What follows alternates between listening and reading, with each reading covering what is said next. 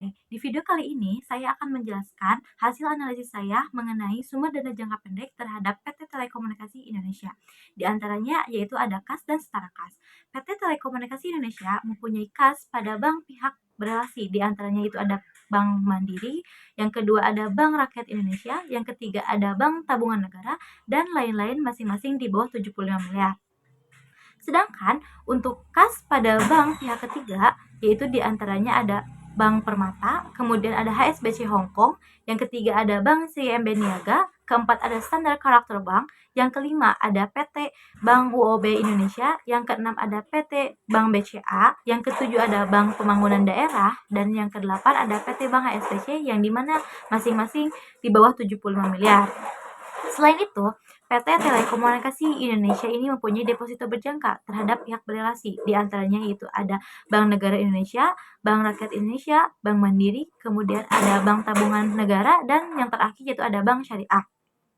Kemudian untuk deposito berjangka lanjutan atau pihak berrelasi yaitu diantaranya ada Bank Mega, Bank BJB, Bank Maybank Indonesia, Bank DBS Indonesia, dan lain-lain masing-masing di bawah 75 miliar. Kemudian, untuk tingkat bunga deposito berjangka per tahun yang dimiliki oleh PT Telekomunikasi ini adalah sebagai berikut. Contohnya pada tahun 2020 hingga 2021. Dalam satuan rupiah diperkirakan mencapai 2% hingga 8,25%. Dan untuk tahun 2021 yaitu sekitar 1,25% hingga 7,75%. Sedangkan pada mata uang asing pada tahun 2020 yaitu 0,2% hingga 2,80%.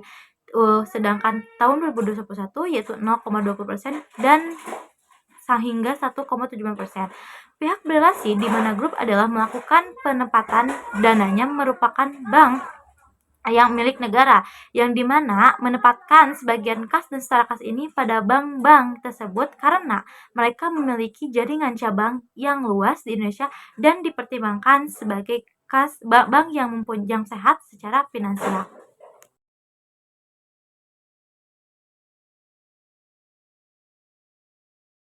Untuk pembahasan selanjutnya ialah piutang usaha setelah dikurangi penyisian kerugian kredit ekspektasian. Piutang usaha Telekomunikasi Indonesia membagi beberapa rincian berdasarkan pelanggan, berdasarkan umur, dan berdasarkan umur lanjutan. Berdasarkan umur lanjutan, PT Telekomunikasi Indonesia membentuk penyisian kerugian kredit ekspektasian berdasarkan tingkat penurunan nilai historis secara kolektif dan historis kredit pelanggan secara individual, disesuaikan dengan faktor-faktor perkiraan masa depan, khususnya terkait pelanggan dan lingkungan ekonomi. PT ini juga tidak membedakan piutang usaha pihak berrelasi dan piutang usaha pihak ketiga dalam menilai jumlah yang jatuh tempo. Pada tanggal 31 Desember 2021 dan 2020, nilai tercatat piutang usaha grup telah jatuh tempo tetapi tidak diturunkan nilainya masing-masing sebesar 3.417 miliar dan 4.217 miliar.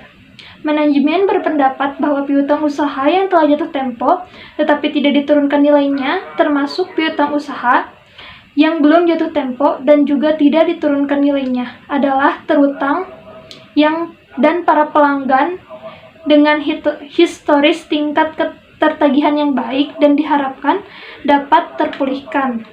Lalu yang terakhir, terdapat mutasi penyisihan kerugian kredit ekspektasian. Dalam mutasi ini, penghapus bukuan piutang merupakan penghapus bukuan piutang usaha pihak berrelasi dan pihak ketiga. Manajemen berpendapat bahwa saldo penyisian kerugian kredit ekspektasian atas piutang usaha sudah cukup untuk menutupi kerugian atas tidak tertagihnya piutang usaha. Pada tanggal 31 Desember 2021 dan 2020, piutang usaha tertentu atas entitas anak masing-masing sebesar 2.330 miliar dan 3.432 miliar telah dijaminkan dalam beberapa perjanjian jaminan. Selanjutnya ada liabilitas jangka pendek. Liabilitas jangka pendek merupakan kewajiban finansial suatu perusahaan atau entitas bisnis yang jatuh tempo dalam waktu kurang dari 1 tahun. Yang pertama ada utang usaha. Rincian utang usaha pada PT Telkom yaitu sebagai berikut. Utang usaha pada pihak berelasi pada tahun 2021 sebanyak 497 dan pada tahun 2020 sebanyak 928. Utang usaha pada pihak ketiga pada tahun 2021 sebanyak 16.673 dan pada tahun 2020 sebanyak 16.071. Dengan syarat dan ketentuan atas keuangan tersebut adalah utang usaha tidak dikenakan bunga dan secara umum diselesaikan dalam jangka waktu 1 tahun. Yang kedua ada liabilitas kontrak. Rincian liabilitas kontrak pada PT Telkom yaitu sebagai berikut. Ada liabilitas kontrak jangka pendek dan ada liabilitas kontrak jangka panjang.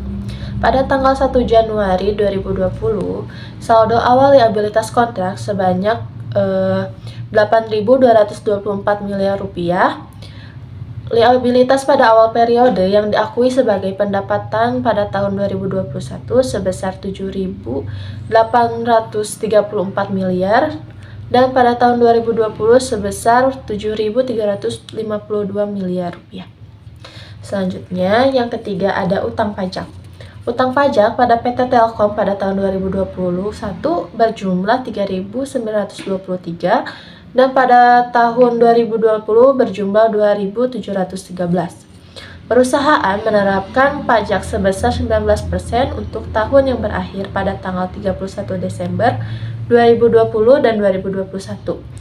Dan entitas anak menerapkan pajak sebesar 20% untuk tahun yang berakhir pada tanggal 31 Desember 2021 dan 2020.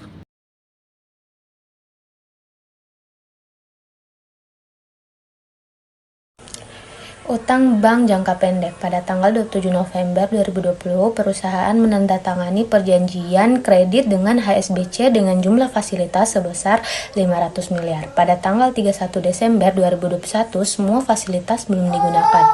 Pada tanggal 29 Maret 2021, perusahaan dan Telkom Infra menandatangani perjanjian kredit dengan BNI dengan jumlah sebesar 735 miliar. Pada tanggal 31 Desember 2021, fasilitas yang belum digunakan sebesar 108 miliar. Pada tanggal 23 April 2021, perusahaan Sigma dan Melon menandatangani perubahan perjanjian kredit dengan HSBC dengan jumlah fasilitas sebesar 947 miliar. Pada tanggal 31 Desember 2021, fasilitas yang belum digunakan sebesar 217 miliar. Utang bank jangka pendek. Pada tanggal 26 Agustus 2021, perusahaan menandatangani perubahan perjanjian kredit dengan Bank Permata dengan jumlah fasilitas sebesar 400 miliar. Pada tanggal 31 Desember 2021, semua fasilitas belum digunakan. Pada tanggal 10 September 2021, perusahaan Infomedia dan Telkom Infra menandatangani perubahan perjanjian kredit dengan Bank DBS dengan jumlah fasilitas sebesar 750 miliar. Pada tanggal 31 Desember 2021, fasilitas yang belum digunakan sebesar 275 miliar.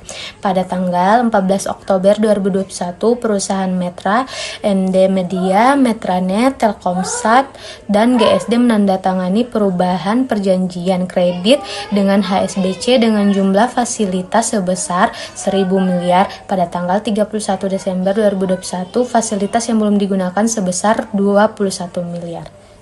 Utang bank jangka pendek. Pada tanggal 22 Oktober 2021, perusahaan menandatangani perubahan perjanjian kredit dengan Bank of China dengan jumlah fasilitas sebesar 1.000 miliar. Pada tanggal 31 Desember 2021, semua fasilitas belum digunakan. Pada tanggal 29 Oktober 2021, perusahaan Metra dan Infomedia menandatangani perubahan perjanjian kredit dengan MUFG Bank dengan jumlah fasilitas sebesar 400 miliar. Pada tanggal 31 Desember 2021, fasilitas yang belum digunakan sebesar 30 miliar. Pada tanggal 29 Oktober 2021, perusahaan Infomedia, MD Media, dan Telkom Infra menandatangani perubahan perjanjian kredit dengan MUFG Bank dengan jumlah fasilitas sebesar 1.560 miliar. Pada tanggal 31 Desember 2021, fasilitas yang belum digunakan sebesar 1.020 miliar. Utang bank jangka pendek lanjutan. Pada tanggal 29 Oktober 2021, perusahaan dan GSD menandatangani perubahan perjanjian kredit dengan MUFG Bank dengan jumlah fasilitas sebesar 900 miliar rupiah. Pada tanggal 31 Desember 2021, fasilitas yang belum digunakan sebesar 521 miliar rupiah. Pada tanggal 24 Desember 2021, perusahaan menandatangani perubahan perjanjian kredit dengan Citibank dengan jumlah fasilitas sebesar 500 miliar rupiah. Pada tanggal 31 Desember 2021, semua fasilitas belum digunakan. Bisa dilihat dalam tabel yang berikut ini. Selanjutnya, pinjaman jangka panjang yang jatuh tempo dalam 1 tahun. Pinjaman jangka panjang yang jatuh tempo dalam 1 tahun contohnya adalah pinjaman penerusan. Ada catatan 20A daripada tahun 2021 138, tahun 2020 184. Obligasi dan wesel bayar catatan 20B tahun 2021 2200, tahun 2020 478. Utang bank catatan 20C pada tahun 2021 6.311 dan pada tahun 2020 7.648. Pinjaman lainnya dalam catatan 20D pada tahun 2021 1041 dan pada tahun 2020 1040. Jumlahnya tahun 2021 9.690 dan pada tahun 2020 9.350. Liabilitas sewa yang jatuh tempo dalam 1 tahun. Grup menyewa beberapa aset termasuk tanah, bangunan, peralatan, dan instalasi transmisi, catur daya, kendaraan, dan peralatan lainnya yang digunakan dalam operasinya, yang pada umumnya memiliki masa sewa antara 1 dan 30 tahun. Grup juga memiliki sewa tertentu dengan jangka waktu 12 bulan atau kurang dan nilai sewa bernilai rendah. Grup menerapkan sewa jangka pendek dan sewa aset bernilai rendah. Sebagai pengecualian untuk sewa ini, tidak ada kontrak sewa dengan pembayaran sewa variabel. Beban sewa jangka pendek untuk tahun yang berakhir pada tanggal 31 Desember 2021 dan 2020 masing-masing sebesar 5.251 miliar rupiah dan 3.612 miliar rupiah. Sewa aset bernilai rendah untuk tahun yang berakhir pada tanggal 31 Desember 2021 dan 2020 masing-masing sebesar 57 miliar dan 119 miliar. Liabilitas sewa yang jatuh tempo dalam 1 tahun bisa dilihat dalam tabel yang berikut ini.